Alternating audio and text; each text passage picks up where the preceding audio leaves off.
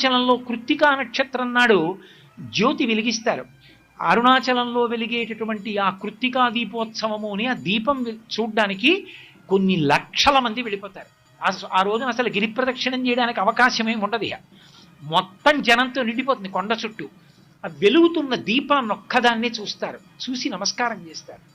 భగవాన్ రమణులంతటి వారు కూడా అసుర సంధ్య వేళ అయ్యేటప్పటికి వచ్చేసి ఆ చెక్క సోఫాలో పడుకుని అరుణాచలం కొండ మీద వెలిగే దీపం కోసం ఎదురు చూస్తుండేవారు. ఆయనే పెద్ద జ్యోతిస్వరూపుడు అయినా సరే ఆ జ్యోతిని చూడటానికి ఆయన వచ్చి అక్కడ నిలబడి ఆ జ్యోతిని చూసి నమస్కరిస్తూ ఉండేవారు. భారతదేశం మొత్తం మీద కృత్తిగా దీపోత్సవము అంటే అంత గొప్ప దీపోత్సవానికి ప్రసిద్ధి. అరుణాచలం కొండయే అగ్నిలింగం కాబట్టి అక్కడ కొండ మీద వెలిగించేటటువంటి దీపానికి మాత్రం అంత ప్రఖ్యాతి.